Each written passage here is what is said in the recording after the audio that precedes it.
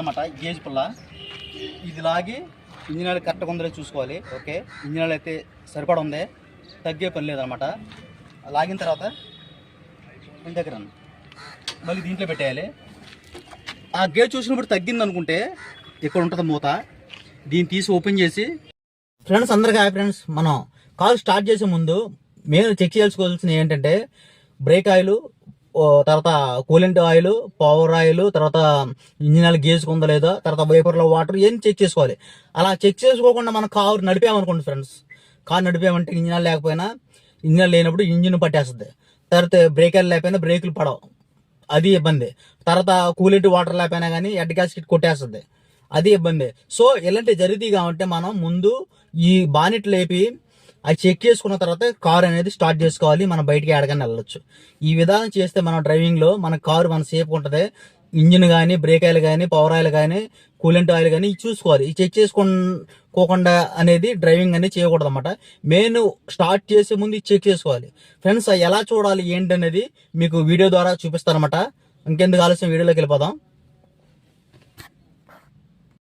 ఇక్కడ బానెట్ ఉంది కదా, స్టీరింగ్ కింద ఈ లాక్ ఉంటుంది. ఈ లాక్ని అలా ఓపెన్ చేస్తే మనకి బానెట్ ఓపెన్ అవుతుంది అనమాట. అక్కడ బానెట్ లాగాం కదా, అక్కడ బానెట్ లాగిన తర్వాత ఇక్కడ చిన్నగా లాక్ ఉంటుంది. ఈ లాక్ని చూసారా, ఆ ఈ లాక్ని అలా అంటే వచ్చేస్తుంది అన్నమాట. తర్వాత ఇంజిన్ ఆయిల్ గేజ్ ఉంటుంది అన్నమాట, గేజ్ పుల్ల ఇది లాగి ఇంజిన్ ఆయిల్ కరెక్ట్గా ఉందో చూసుకోవాలి. ఓకే, ఇంజిన్ ఆయిల్ అయితే సరిపడా ఉంది, తగ్గే పని లేదనమాట. లాగిన తర్వాత ఇంటి దగ్గర మళ్ళీ దీంట్లో పెట్టేయాలి. ఆ గేజ్ చూసినప్పుడు తగ్గింది అనుకుంటే ఇక్కడ ఉంటుంది మూత, దీన్ని తీసి ఓపెన్ చేసి మనకు లీటర్ అయితే litre, half litre half litre పోసుకోవచ్చు. ఇదనమాట. ఇది మనకి ఎంత ఉందో లేదో కొలత అనమాట. ఇది కొలత తగ్గిందంటే ఇక్కడ ఇది ఓపెన్ చేసి దీంట్లో పోసేయటం అనమాట. ఇది అయింది కదా, ఇది బ్రేక్ ఆయిల్ అనమాట. ఇది బ్రేక్ ఆయిల్ లేకపోతే కారు బ్రేకులు పడాలన్నమాట. ఇది కూడా చూసుకోవాలి. బ్రేక్ ఆయిల్ అయితే ఇది ఉందే, పోసుకునే పని లేదు. ఇది కూడా తగ్గితే కొంచెం డ్రాప్స్ కొంచెం పోసుకోవచ్చు. ఓకే, ఇది కూడా అయిపోయింది కదా. ఇది బ్రేక్ ఆయిల్ అనమాట. ఇది వైపర్లో వాటర్ అనమాట. ఈ వైపర్ వాటర్లో దీంట్లో ప్రజెంట్ లేదు, పోయాలి. దీంట్లో షాంపూ వాటర్ అని పోసుకోవచ్చు. ఒక లీటర్ దాంట్లో వాటర్లో షాంపూలు 1-2 కలిపేసి ఇలా గుంజేసి దీంట్లో పోసేస్తే అప్పుడు మనకి వైపర్ వాటర్ ఉంటుందన్నమాట. దీనివల్ల ఏంటంటే ఈ గ్లాసుల మీద ఏదైనా డస్ట్ దుమ్ము పడినా, తర్వాత రెక్కలేసినా కానీ ఈ వైపర్ వాటర్ కొట్టి అయితే క్లీన్ అవుతుంది అంట. అది గ్లాస్ అనేది మెయిన్ కనపడుతుంది అన్నమాట. అదొకటి. తర్వాత కూలెంట్ వాటర్ అన్నమాట. ఇది అంటే వేడిలో తీయకూడదు, హీట్లో.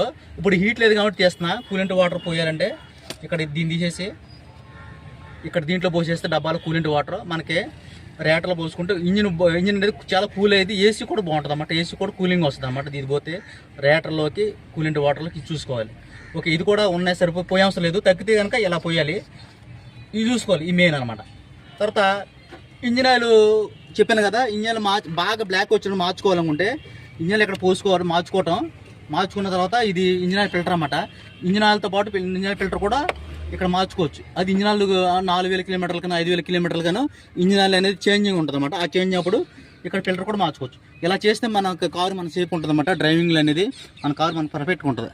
Okay, thank you so much friends. ఈ వీడియోని ఇస్తే లైక్ చేయండి, షేర్ చేయండి, ఛానల్ సబ్స్క్రైబ్ చేయండి. నెక్స్ట్ వీడియో కలుసుకుందాం. Thanks so much.